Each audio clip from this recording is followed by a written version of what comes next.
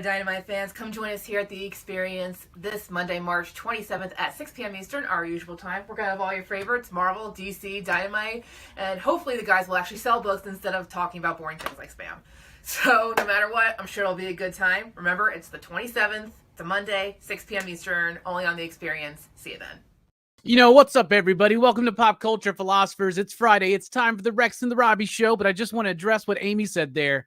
We will definitely make sure to talk about spam as much as possible this upcoming Monday on the EXP. A link to that direct show is in the description below. But here's Rex for the Rex and Robbie show. What is up, my man? It's going to be a spam night on Monday, isn't it?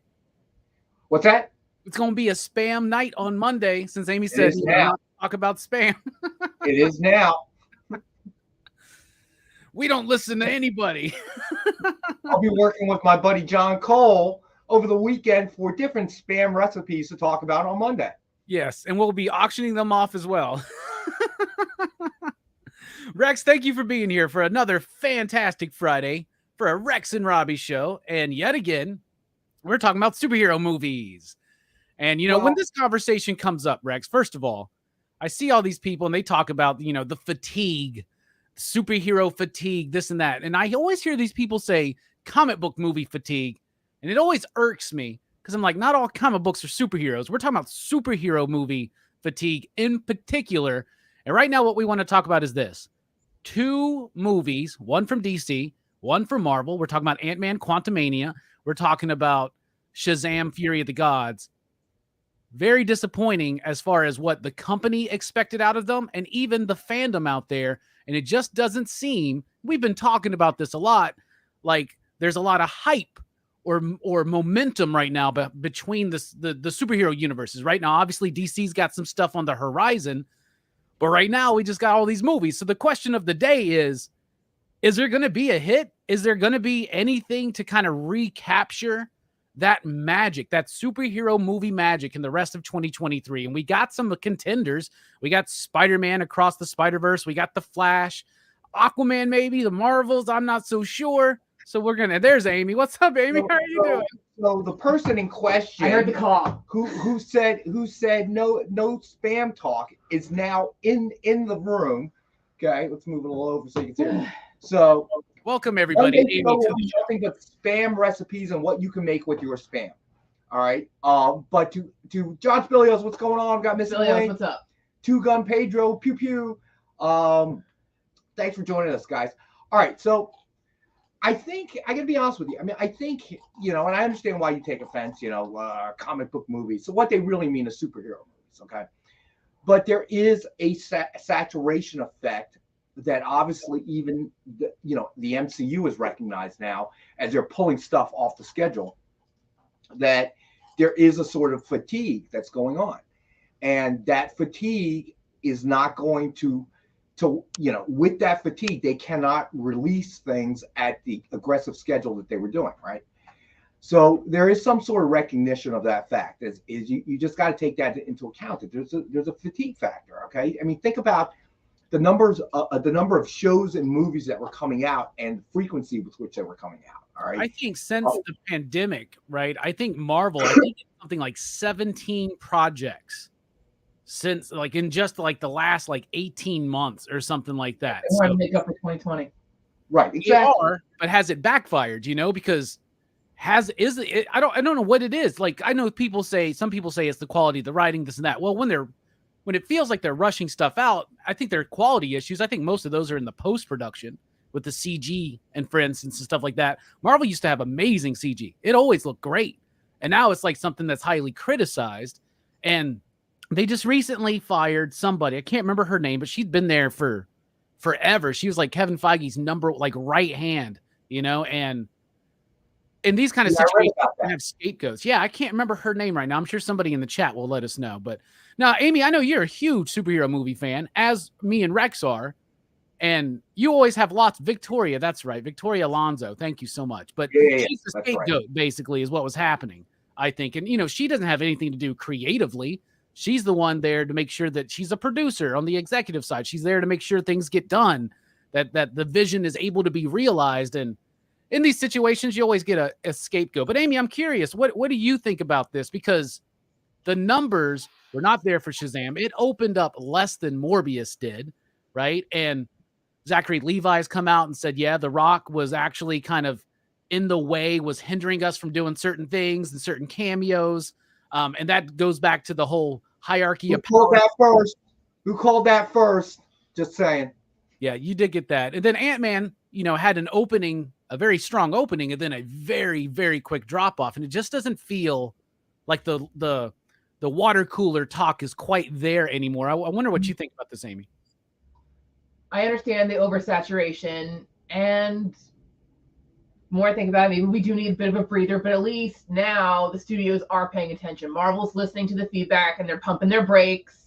They're going to reanalyze everything they got coming out. They're going to make sure, they're going to make extra sure that it's ready. So when it does come out, we're going to be like, yes, they're back on top. The whole Shazam thing, I'll admit, I haven't seen it immediately, but I still plan to, whether it's in theater or later on, because I still enjoyed the first one. I highly enjoyed the first one. And I guess part of it is, some of it's like the reviews I've heard, like it's they say it's fine. It's not like a must-see now movie. I would agree with what Amy's saying. I think one thing that's missing is that, no, the marketing wasn't there. We've touched on that. That's also a huge part of it. And then you have to keep in mind that the age bracket that you're targeting for this movie, that spring break period across the country is a span of like 6 to 8 weeks almost. All right. I mean, even within a county with different school districts, their spring breaks do not align, right? So I'm expecting that you're going to get a lot of traffic during the kids' spring break. So you're not going to get that opening day bump. You're not going to get that first weekend bump, the second weekend bump. I think the numbers overall will start to even out a little bit, because you're going to have more kids going as they're in spring break, right? So you have to keep that in mind, I think.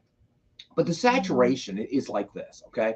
Inevitably, somebody should have recognized that this was coming down the pipe. Because here's the thing. You invite me to your birthday party, Robbie, right? So we have a great time, man. It's a great extravaganza, okay? Then you tell me a month and a half later you're having another birthday party. Okay, I'll come to that. All right, your present's going to get less and less each time, but I'll come hang out. All right, it was still a good time, whatever.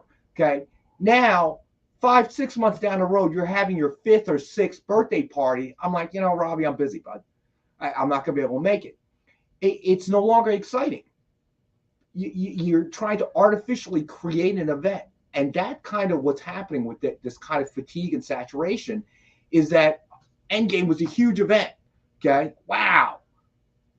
Then you came up with something else, and then something else. And you're telling us this is another huge event. Yeah, that's a huge. Yeah. That was one of the things that affected Ant-Man and Wasp for me. Like, they made it like such a big deal. And then after I watched the movie, I'm like, I feel like I'm missing something. Yeah. You can't, so that's the problem. You're trying to have a birthday party every month and trying to make it as big a deal as the birthday party you have once a year. And I just thought of something, but along those lines, people keep asking for another Endgame, for another big thing, because they want something to live up to that. So I think, again, that's also the negative side of listening, to the entire audience. It's like, yeah, you want to listen, but you still got to do things right, because we want to give you what you want, but we also got to make sure it's good, or you're gonna it's a vicious cycle. That's a very good point, right? Yeah, I really wish that they would have.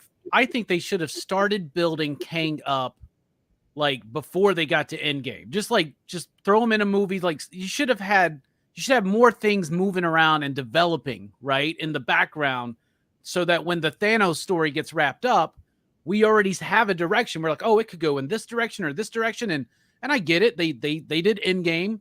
They did their whole thing. And now they're introducing a whole lot more to the MCU, because it's almost like they're forcing us back into that point, though. Right. And instead of just kind of have that deliberate build.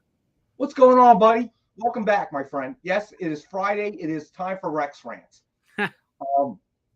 But you see, what you just said there, I can't necessarily disagree with, because I think that part of the problem. Okay, so we're talking, well, the writing's weak. Well, if all of a sudden you go from writing one screenplay a year to writing one every month, quality's going to suffer. That's just the way it is.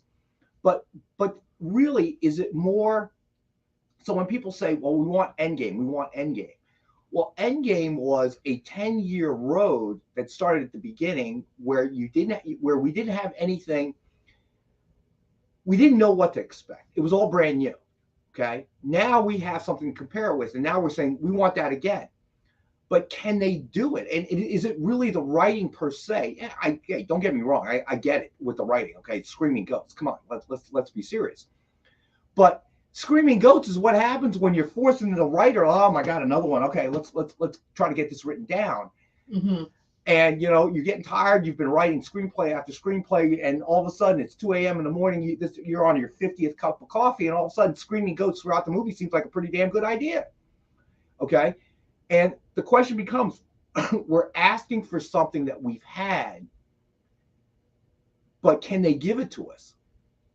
Can they give it to us without it going back to the original format, which means, hey, people, you're going to get a movie every year, maybe every year and a half to 2 years. You okay with that? No. And as a corporation, is it realistic to think that you're going that way? Okay. I've never met a car manufacturer that has attempted to sell less cars in a fiscal quarter. Okay. Who says, well, you know what? Maybe we've manufactured and pumped too many cars out in the market. Let's pull back. What corporation does that? I don't know any. Guy. Yeah. So it's really that's what becomes unique and different when it comes to something like this, is that if you're making, I don't know, Pepsi products, pump more in, pump more out, okay, based on what the market is telling you. But the one thing that stays consistent is the formula for the Pepsi. It tastes the same whether we produce, I don't know, 100,000 gallons for a market or 1 million gallons, whatever. That formula is still the same. Okay. What you're really asking DC and well, DC is a hot mess by itself, but you're asking the MCU and Kevin Feige to reinvent the Pepsi formula every single time. That's a little harder to do, And I think to a certain extent, if Marvel is pulling back the schedule, they recognize this. I think they recognize something about the big event. Okay. Mm-hmm. People can criticize all the other stuff, the writing and everything else, and that's fine. And there's legitimate reason that they're saying these things. But, the simple fact of write better stories isn't going to really work. I mean, it's like telling somebody like a musician, a violinist, don't suck, play better. Like, what? Oh, I'm sorry. Am I sucking? Let me try to play better then. Huh. You see where I'm going with that?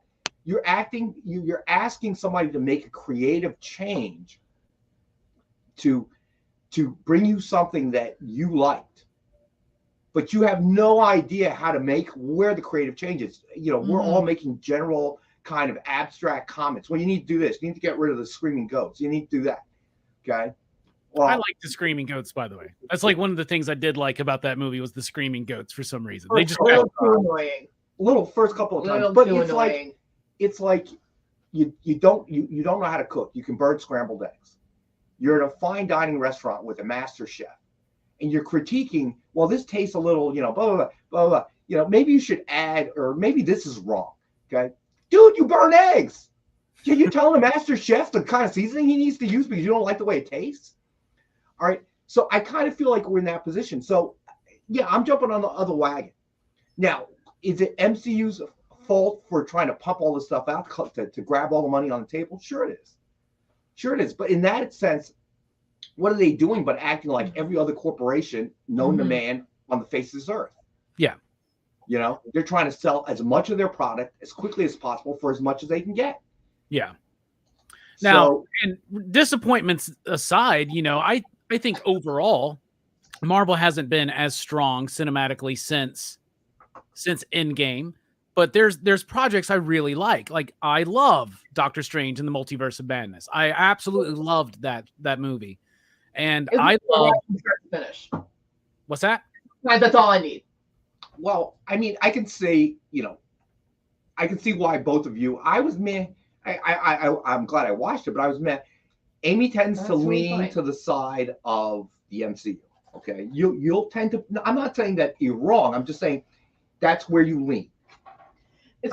Doctor Strange in the Multiverse had a very, very kind of horror type of kind of feel to it. And I think people And even the Robbie MCU, is a huge horror movie fan, so I can see the why it MCU, feels to him. even when it's not like the greatest movie, it's still not a terrible movie. I'm not saying that it is. I like it better than the first one, to be honest with you. And I love WandaVision, which led into it a little bit. And I think it was a good follow-up. And everyone was losing their minds over No Way Home. Myself included. We loved every second of that movie, and now people are coming out like, was it that great? It was too much fan service. Oh, it was because of all the other Spider-Man movies. Like, no matter what, we still loved it. And that was one of the few times, if we talk about fan service, that's one of the things that one of the few times when it was done right, and it was still a good MCU movie, in my opinion. So at least for the DCU now, all right. And you've heard me say this before. I'm going to give James Gunn, a little leeway there, because it's not like best analogy. Kevin Feige came to an empty lot, broke ground, and built his house. Okay, and we loved the house right up until Avengers Endgame. Okay, James Gunn came in to a completely dilapidated, fallen down kind of house, which he needs to either tear down and rebuild or try to remodel, okay? And as we all know, it's a hell of a lot harder to do those things than it is to walk onto an empty piece of land and put your house up, right? So the best analogy I can make is that I'm willing to give Gunn enough time to tear everything down, clear the lot, and put something up, right? So I think he deserves to get some leeway. The Shazam thing is the same thing I've been talking about for weeks. When it first came out, there was a hint of Dwayne "The Rock" Johnson getting involved, and now the ugly truth has come out. All right, and whether it's Zachary Levi or whatever, whatever he said, however controversial he's been, he didn't help. I'll say that, but he didn't do anything that and you can say what you want about his acting as Shazam. That's fine as well. 62 Lefty, that is correct. My middle name is Analogy. So we knew that The Rock had burned that house down. And he did it because he was trying to, finally, these articles are saying it. He was trying to take control of the direction of the DCU. That's what he was trying to do. Okay. And he believed that he's The Rock. And hey, I probably would believe the same thing. You got a TV show called Young Rock. You're in everything under the sun. Okay. You probably thought you had that star power. And maybe to a certain extent, if things didn't kind of go the way it went, maybe he did. But I think where he went critically wrong was Shazam was obviously the canon that Black Adam came from. So you not only stepped over a lot of executives and pissed them off, you also tried to change the general canon of where all this came from, because you're The Rock. And I think that no matter what, if somebody allowed him to do what he wanted to do, it still would have been a failure. Yeah. I want to address Scarpad's. Scarpad, I appreciate you being here. And Scarpad said, no, because the question, of course, is, will we rebound in 2023, right? Now, DC probably won't rebound for a minute, but I don't know. I got a theory about that. But Scarpad saying, grow up with Captain America 91 or Roger Corman's Fantastic Four. Well, I did, Scarpad. I grew up with those movies. I did too. That was what we had, And I do understand and appreciate this idea of, hey, let's be thankful that we live in a world where we have it's great to have so many superhero movies that we can actually talk about. Some of them we don't like, because back in the day, it was like almost like we had to like them because it was all I got, well, I know it's not perfect, but Batman Forever is what I got right now, and I got this crappy Fantastic Four movie that I got a bootleg of, and it's all I have. By the way, they've never really gotten Fantastic Four right. We'll hope they eventually do that. So I understand that, but there's nothing wrong with criticizing, and there's nothing wrong with being like, there's a lack of momentum right now. So the main question I want to ask y'all is, do you think there's going to be a comic book movie, a superhero movie that's going to hit this year? Because if I had to pick any of them, I'm going to go with Across the Spider-Verse. I think will do very, very well, but it's also been a while since that last one, but I think it's going to do well. I think Flash is going to go huge because of the nostalgia of Michael Keaton as Batman. And that's where all the marketing's going. You know what I'm saying? Like Todd McFarlane's out there showing his Batmobiles and his Batwings, and like, oh yeah, there's the Flash figure right here. But look at this awesome Batmobile. Do you remember this Batmobile? And everybody's going to want to see that. And I think, and if what they say is true, this is a pretty good movie. I personally am very, very pumped for Guardians 3. I think Guardians 3 has a lot of potential, right? Because that's going to, you know what? They got their you know own. How that movie's being marketed? It's not being marketed as like this huge, important piece of the MCU. No, it's being marketed as like it's just a Guardians movie. It's as the final Guardians movie, but it's still being marketed as its own thing, its own little section of the universe. And again, James Gunn knew for a while how he wanted to end it, so I have strong faith in that movie. So I also want to address what Dave Scarpa said, because I don't think what he said is a bad thing. I understand where he's coming from. Maybe the phrasing wasn't the best way to win people to your side, but I understand what he's saying as well. You want more choices, or do you want less choices? If you ask the people that lived in the former Soviet Union, would you prefer more choices on toilet paper or less choices on toilet paper? Okay. Now you may come to a point in your day where you've had a bad day and you walk in the supermarket and there are way too many choices of toilet paper and you can't make the decision whether you want 2-ply, 3-ply, okay, Cottonelle, whatever, right? Charmin, and you get frustrated because there are too many choices. So, yeah, John Spilios, I want good choices. Then I suggest go with the Charmin, my friend. But I guess I understand why people are complaining. I do. I think that, again, the saturation level plays a very significant role, okay, in all of this. You can't discount that. People are just, and I agree, nobody should get death threats or anything like that. No, okay, because why would you do that? You're insane. Well, people do that. I mean, people do that. It's a crazy I'll find something thing. better to do. Yeah, and it just seems like with the internet now that's more widely reported, and people are it's easier for people just to get on Twitter and be nasty and mean, and I think that's a small percentage of the fandom that's actually doing that. And I don't. Well, I would say it's If you don't like something, just don't watch it. Don't waste your time. Right, we gotta be careful here, because I gotta say this: you're opening up a can of worms that deals with not just superhero movies. You're talking about society as a whole right now. Okay, people saying stuff and tweeting stuff and whatever. So you kind of, that's just the reality of society today. Whether it's movies, politics, foreign affairs, whatever. That's just the way it's become. Spilios, you're 100% right. Fandom third rail. I love French toast as well. Instead of helping. Wait, what did he say? Well, I don't know if that's true per se. I think that the most that you've seen the influence of fans was during the whole Snyderverse thing, right? And one of the articles I read about Dwayne The Rock Johnson was that he was supporting, and I know the Snyder fans are going to come after me now, that a lot of the Snyderverse people that were insisting that Henry Cavill was their guy, whatever, was really a minority, and a lot of it was bot driven. And what they're saying is that Dwayne The Rock Johnson was trying to use that as his impetus to kind of make this thing move forward. And he was trying to listen to look at all these people love Henry Cavill. Okay, I don't know.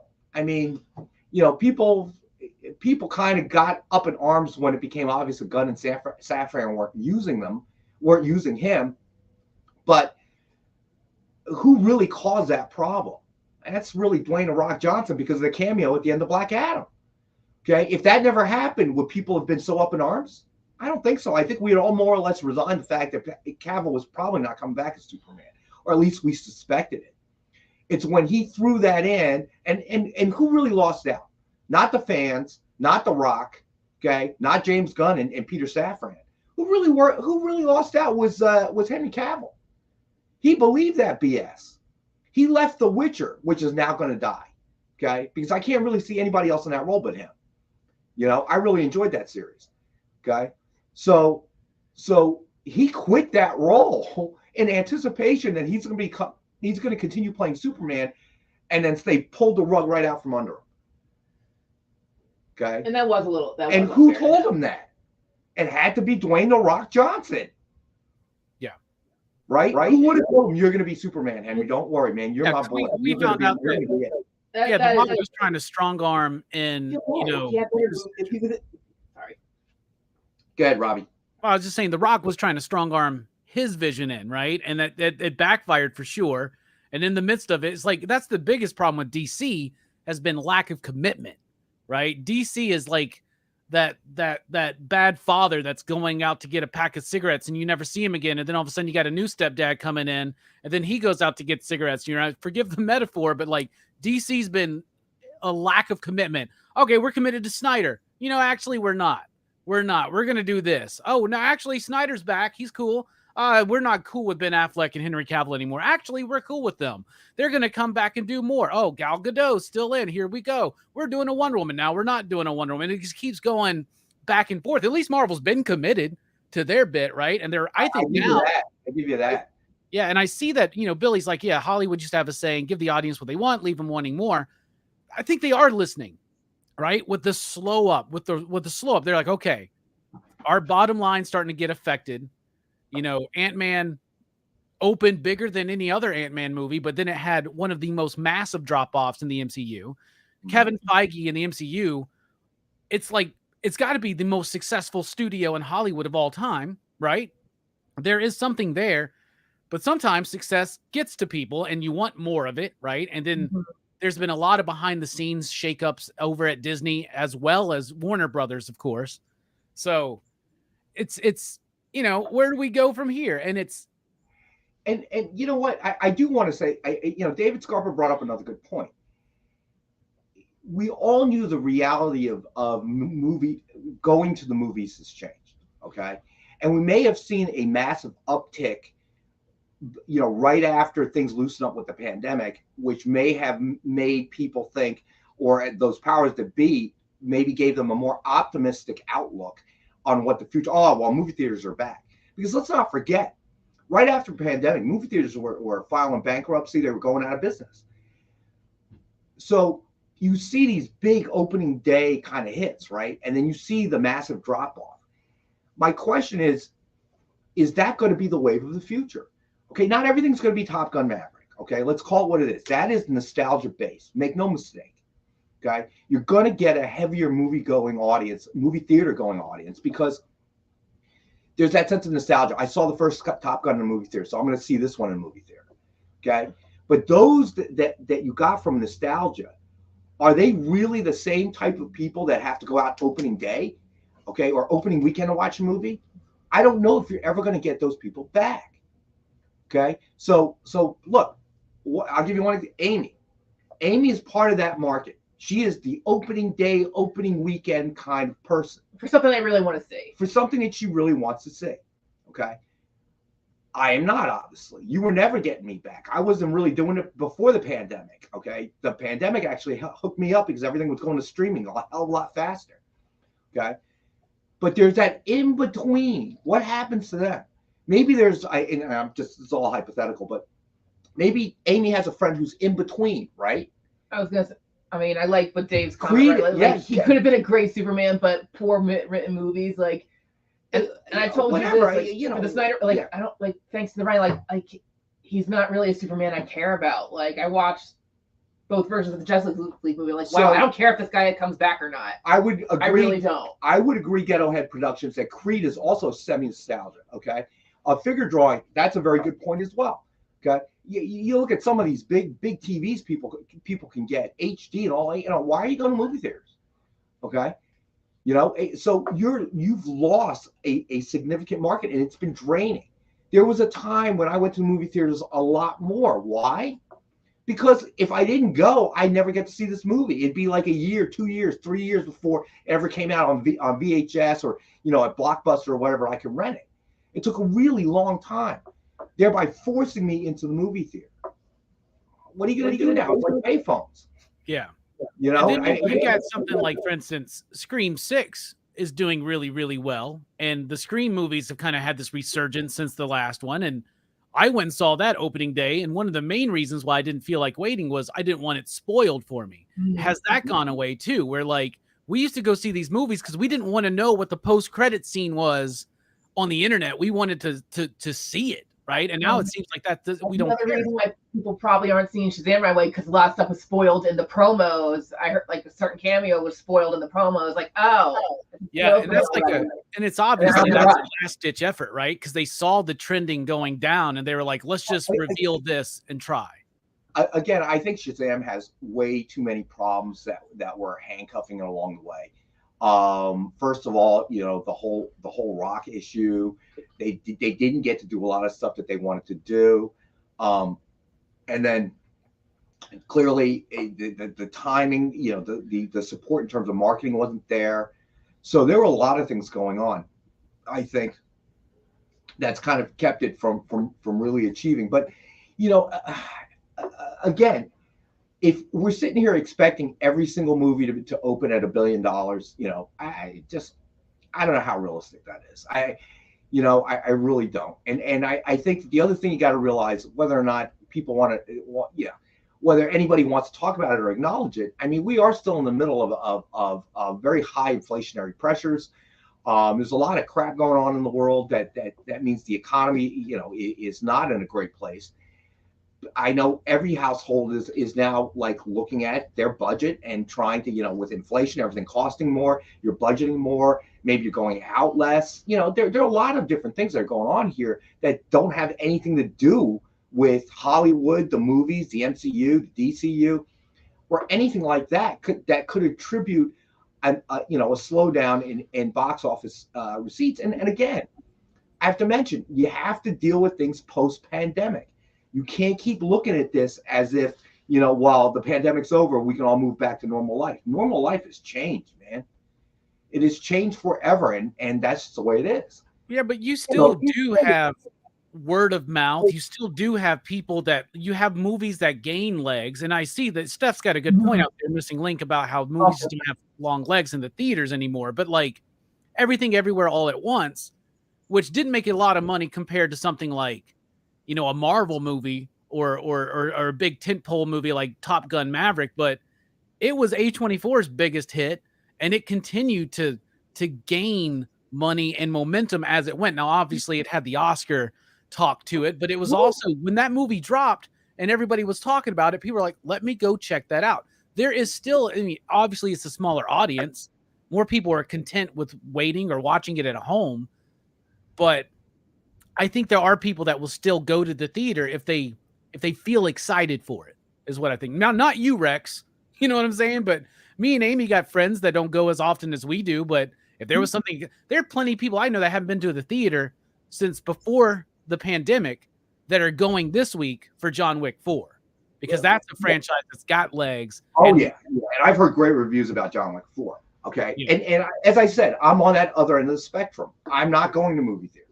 Okay, it's just not happening. Okay, but in Amy, I don't know. Are you a John Wick fan? I have to get into it. All right. So whatever. A couple things I'm behind on. Yeah. But look, if it's something she really likes, Amy will not only go opening weekend, she will be there that Thursday night for the preview. Okay, she will attempt to get tickets. Okay, so that's one part of your market. Then there's me, the other end of the spectrum. Okay, there's almost nothing that's going to make me leave the comfort of my couch.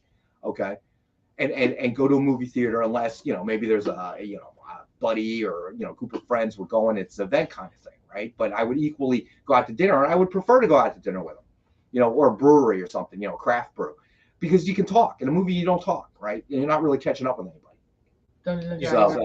Yeah, I want to see that too. I've been hearing it's actually like a fun movie. I'm like, you know what? But again, because of that word of mouth, I'm like, you know what? I'll try to see it opening weekend. If I hear, have you seen the trailers for that one yet? Have y'all seen the trailers for D&D? I have not.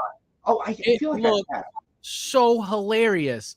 Like, I had no desire to see a D&D movie again, ever, since that last one that had Jeremy Irons and Marlon Wayans or whatever.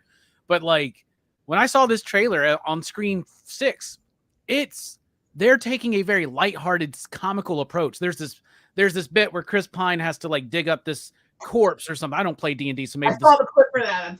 yeah, and he's like, he's only got 4 questions, but they keep wasting the questions, and it's just like. But that's a movie that if it comes out, and right now people are being like, "Hey, this movie's really good, it's fun." That does get people to go into the theater. They're like, "Hey, I need to go check that one out." But then again, something like somebody was asking me about Shazam. Well, are you going to go see it? I'm like, well, the way it's performing, it's going to be on HBO Max like in 2 weeks.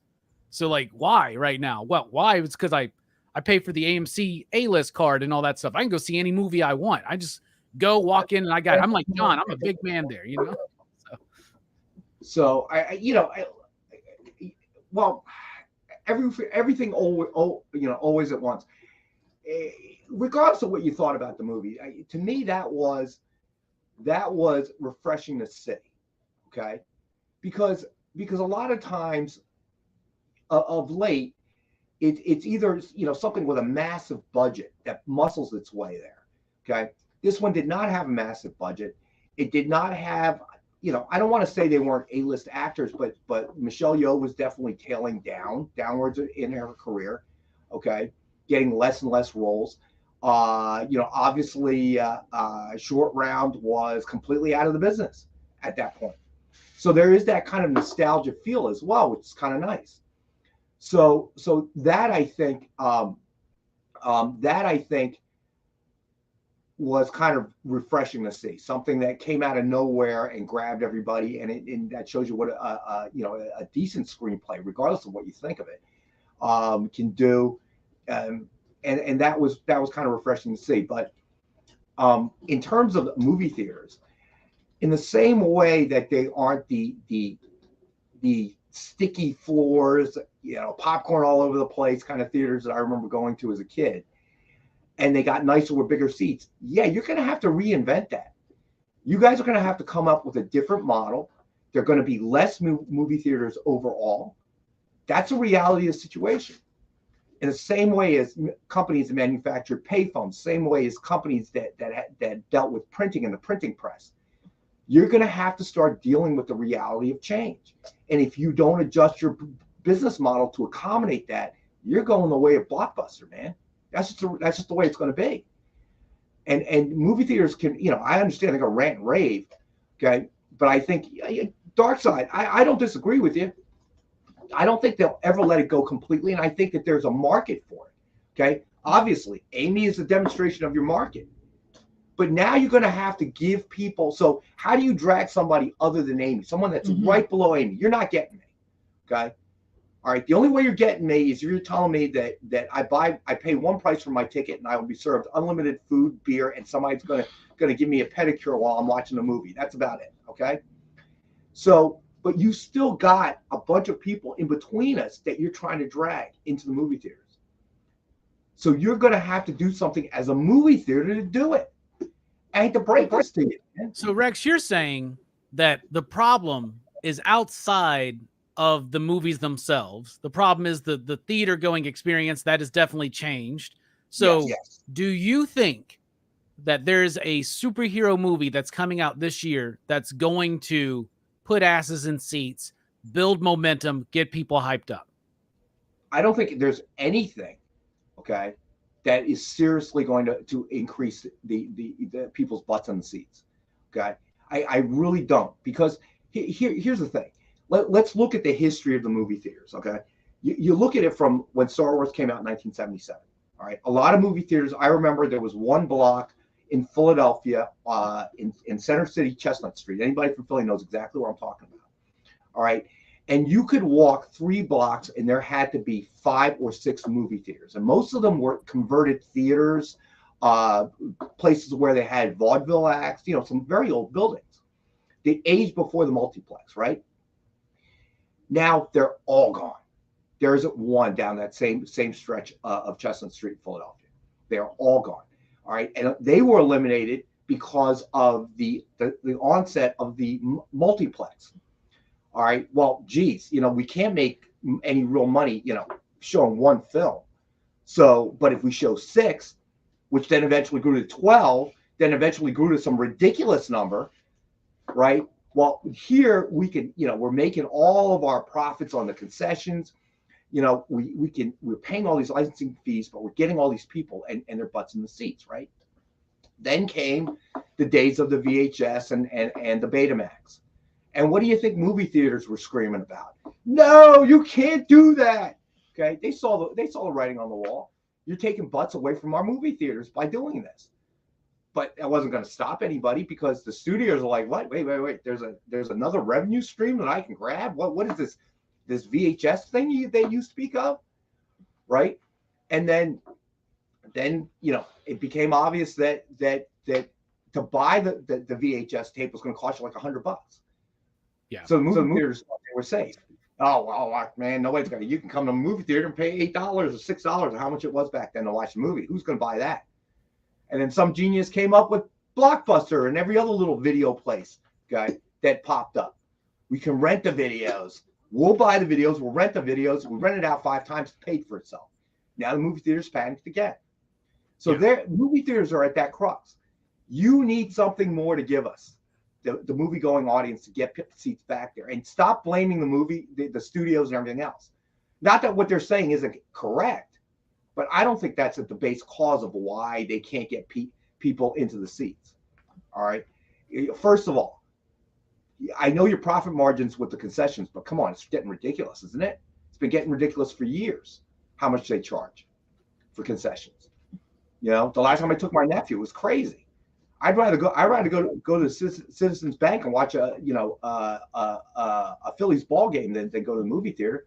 Yeah, they charge me the same amount of money, but I'd rather be outside, you know, watching a ball game. Yeah. Than sitting in a movie theater paying, you know, all this money for popcorn, candy, whatever. So I don't know. You know, one theory that was kind of nice years and years ago, long before my daughter was born, where you go and you'd actually have dinner. It was like a movie theater dinner. Aren't some theaters still like that? Yeah, they're a handful. Yeah, I think that there are. But, you know, so you could have dinner and watch movie, get beers and, you know, whatever. You know, and there are waitresses walking around, which is kind of, I don't know. That's one idea. But you need something more. If you're just waiting for the movies, the studios to pump out stuff that people are in high demand, they want to see, and then you can sit back and just, you know, sell a whole bunch of concession, overpriced popcorn and soda and make your profits. Those days are over, man. Yeah. Now I do think that we're about a week away from what will be the biggest movie of the year, which I've seen brought up in the chat, which is the Mario movie, because that Mario movie crosses generations. And I think the Mario movie's going to do incredibly well. The other one I think that has a big shot this year is Flash. What about you, Amy? Do you think there's going to be a superhero movie or just a movie in general that's going to be that linchpin, that big success to get people excited? I mean, again, Flash is up there, like we keep talking. Again, mostly for Michael Keaton. That's who everyone's going to pay to see. I think number one's still going to be Across the Spider-Verse for me, because the first one was such a surprise to everybody and such a huge success. Again, there was another word of mouth movie. So now people are going to think, okay, but we waited a while. Again, and this was another, Across the Spider-Verse was pushed back a couple times to make sure it was ready to go. So I think that has a huge shot of being like okay, like, yeah, this is it. This is the superhero movie of the year. Well, here's something interesting. I think this is something else that needs to change. All right. And because in every conversation we have about this, we use the same, the same measurement. Why is box office opening day measurements the only real piece of analytics that we get beyond people's reviews? Why don't we ever see? So when you put it on HBO Max, when you put it on Disney Plus, and I watch it, what's the profit? Some accountant in some back room has counted the beans and has worked out what that measures to. Yes. Okay. You have X number of subscribers. Okay. We've had X number of people watch this show on our streaming channel. That translates into X number of dollars per viewer. You know, somebody has those numbers. Why don't we ever hear about it? Because then, I don't know, maybe companies like Disney and HBO Max and everybody else, they can say, we're losing money. We have to charge you more. We're losing money. It's unsupportable.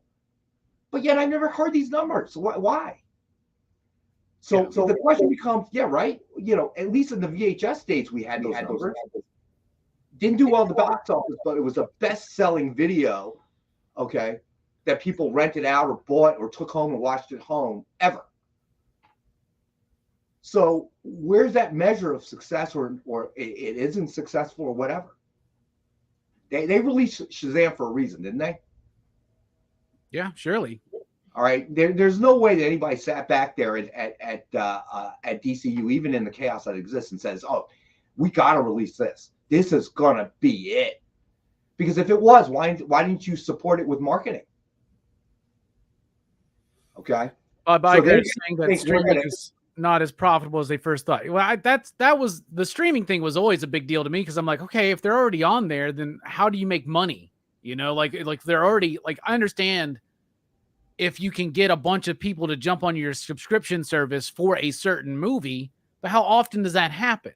You know what I'm saying? And like nobody I know is like the Black Widow thing where like you could rent it or for $20 or something like that. Nobody likes doing that kind of stuff. So I always thought that the profitability of putting movies on streaming was very, very weak. And then here's another one Marcus mentions, Little Mermaid. That's one that might have some. That's another one that has a good chance to make $1 billion. It may not. I mean, again, this Little Mermaid strikes me as something that really will be streamed repeatedly by kids. The one behavior I can tell you about kids, all right, is I will tell you that there are certain Disney movies where I could repeat the entire dialogue of the movie. One of them was Lilo and Stitch. Great because movie. My kid would watch it repeatedly on DVD. And just to have some fun, I would really annoy her. She'd get so mad at me. I would start blurting out the dialogue before the characters were doing it, right? She'd go, "Dad, stop. I said, we've watched it 1,000,000 times. You know what she's going to say. That's why I'm saying it, because we all know what she's going to say right now, right? There's like a little song at the end or at the beginning. If you bought the one DVD, they had the entire video. It was like sung by the Children of Hawaii. She hated that. I would start singing the lyrics to that whenever we watched the movie too, just to annoy her. It was so much fun. But my point is, so I could see that again. It may not be a big box office thing. All right, yeah. But I could see it's going to. I'm telling you, man, kids are going to stream it repeatedly over and over. All right, I think Lilo and Stitch are one stretch every day for 2 weeks, man. Every single day she'd want to watch that. It was crazy. So, you know, again, I think that yeah, and I saw John Spillio said something. They didn't think streaming would be as profitable as it is. I don't necessarily disagree with that. But again, that statement does not explain exactly what is meant by that. Are you still profitable? You're saying that you're not. Based on what?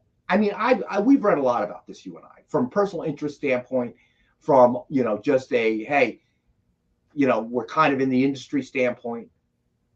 I hear every one of them screaming, "I'm losing money. We're losing money. We're losing money." But never have I heard, really, how much are you losing? How are these metrics being determined that you're losing money? Rex wants more transparency. Well, I'm just saying, I've never heard these numbers. Have you? No, I guess not. I mean, they're not as solid as something like box office, you know? What's that? It's not as solid as something like box office, right? Which is very tangible. Like, this movie made this much money on this budget with this expectation. That's way more like understandable than. I'll be quite honest. To me, that's just an accounting trick, okay, pretty much. Because you could argue both ways. Well, you know, the box office, I know I'm getting this. Okay, not everybody is John Cole. So most of us go to the movie theater to see a movie one time. Yes. Yeah. So you're telling me your streaming formula is failing, yet you ding me the same amount every single month. And I'd like to know, here's a figure I'd like to know. We joke about it, but I can't be the only one on the face of the earth. Okay. As you know, Robbie, I still have Peacock. I've had Peacock since when? The Summer Olympics. Yeah. And guess what? After our last conversation, I still have not canceled the damn thing. 2 out of 3 of those people are detestable. Just saying. What's that? Nothing. Just reading a comment and just comment. Yeah, I like Brie. So I like 3. So, yeah, only 2 of those people are detestable, not her. So my question is, would you rather just get $15 to $20 one time up front, or would you rather keep dinging me $20 every single month? Now, where's the revenue in that? Okay, and I almost never watch Peacock anymore. So where's the metric for that? We're pretty by much by the time that you remember to cancel it, it'll be time for the Olympics again, Rex, and you're going to have to keep it. I kind of what I'm thinking in my own head. I'm like, well, does NBC still have the contract for the next Summer Olympics? I don't know, but the Winter Olympics will be next, right? Right. But I may not. You know why? It's in France, right? Mm-hmm. So I may not because softball's not a sport now. Oh, that's okay. That's right. Yeah. So I may just cancel that straight up after giving them all my money. Okay. So why would the studio say it's not profitable? Because they want to raise the prices. And there was a lot of talk about that of late, but they've more or less backed off when Netflix got the big pushback, right? Mm-hmm. About sharing your account. Yeah. They realized, we may have gone too far. But that's why they don't want to tell us. They want all of them are in it together. Woe is me, woe is me. We're not making any money. This is unsustainable. And then not too long after that, they're all talking about charging or paying less, but with commercials. They're all looking to jack us for more revenue streams. Yet I haven't heard a single solitary number.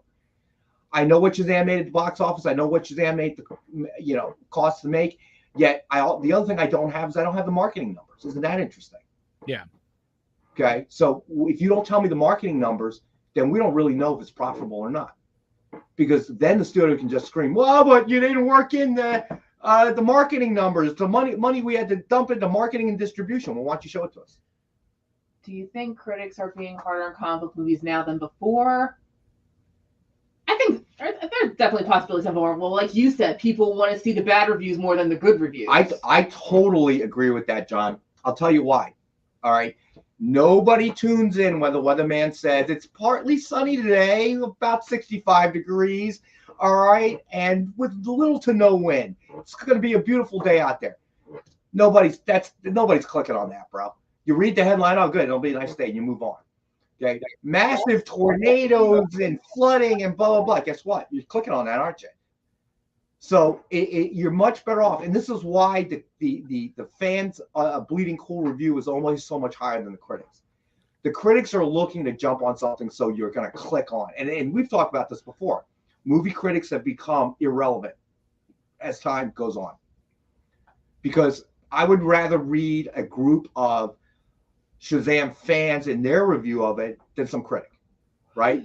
Yeah. Back in the days of Siskel and Ebert, there was no choice. We depended on them. Their opinion was all we had to go on. Or you could read the newspapers. That was about it, right? Mm-hmm. Now I can get people who really have been to see the movie. So let's see, Jay Darkside.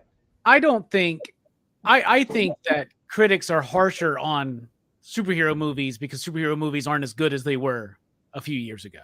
And the reasons could be many things. And I think the main reason is just trying to do too much with too little is what I think. I think that's what's going on. But at the same time, people really didn't like, some movies that I really did like. And that's just the way it goes. And I always like to be my own critic. And I would prefer, I prefer discussion over criticizing something. And criticizing something can be a part of that discussion. But I like having a discussion because not anything, I don't think everything is, I don't believe in this binary thing of this movie's good or this movie's bad. I think a lot of movies are in between. They have good parts, they have bad parts. It just is about you. You know what I'm saying? So I don't know. Yeah. In the end, it's your own opinion that matters. That's yes. all that matters in the end is if you like it or not. And if you don't like it, then you don't have to watch it. Right. That's simple as that. Ouroboros Snake. I agree. I loved Siskel and Ebert. And I would watch a review of a movie I had no intention of seeing just to listen to them talk about it. They were personalities. It was a great way to watch trailers. It really, you're talking about pre-internet days, more or less. Yeah. Anything that if the internet existed, it was dial-up, dude. You weren't downloading any videos on dial-up, bro. Okay, it would take a week to download. So it was a great way, but again, doesn't work anymore because technology and society has changed. So really, for me, it really is an issue of the movie theater business model has to shift. And whether or not the quality of movies are good, bad, whatever,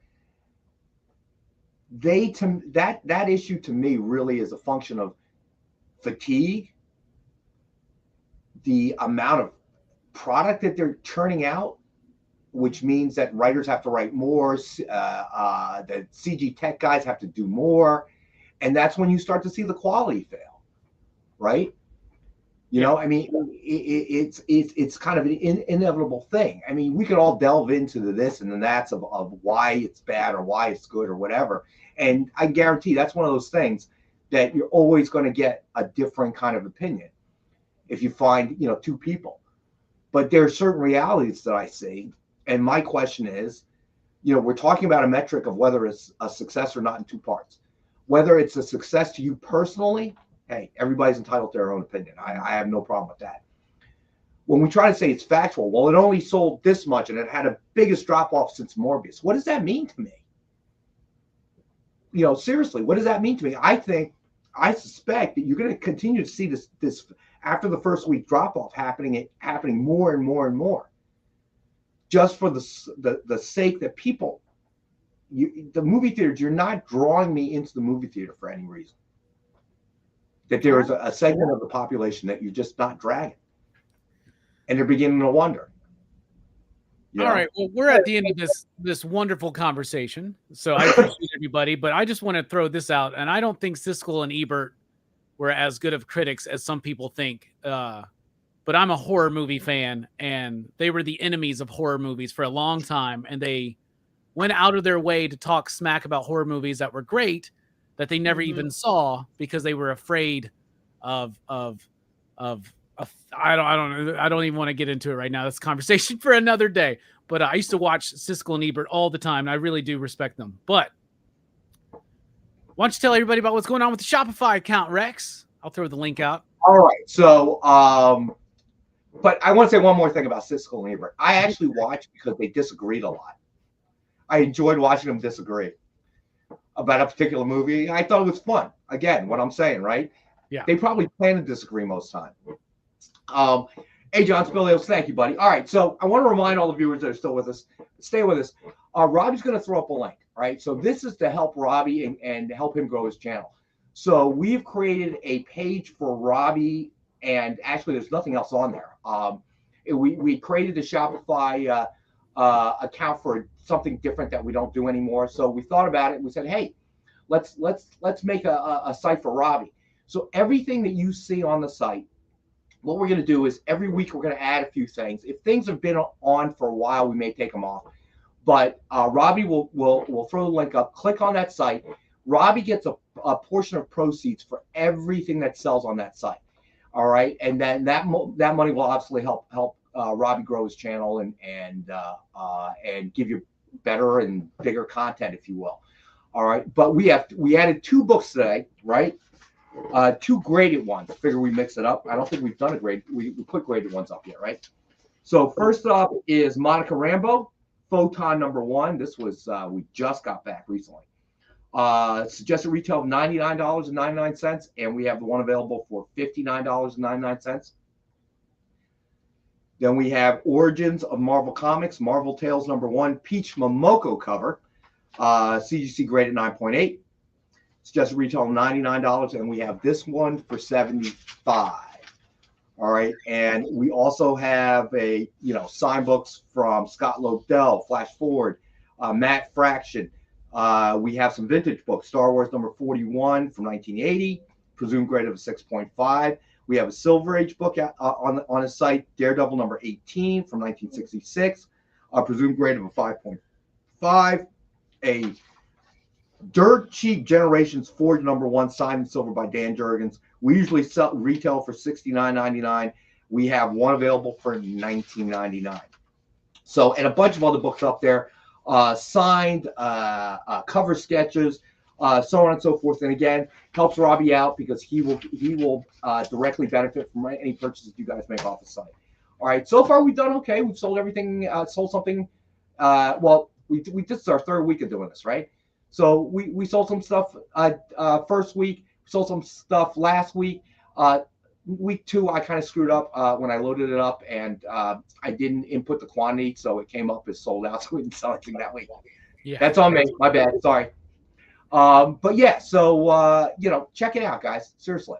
I also want everybody to check out this Kickstarter that we got going on right now with Dynamite. Cullen Bunn is doing another Reanimator comic there, and you can get an exclusive Rockin Robbie cover. I'm going to be on a cover of a Reanimator book, and if y'all know me, you know how big of a deal this is, so go check that out. I just threw that link up as well. So lots of cool stuff, and the cool ones that we added on to the shop.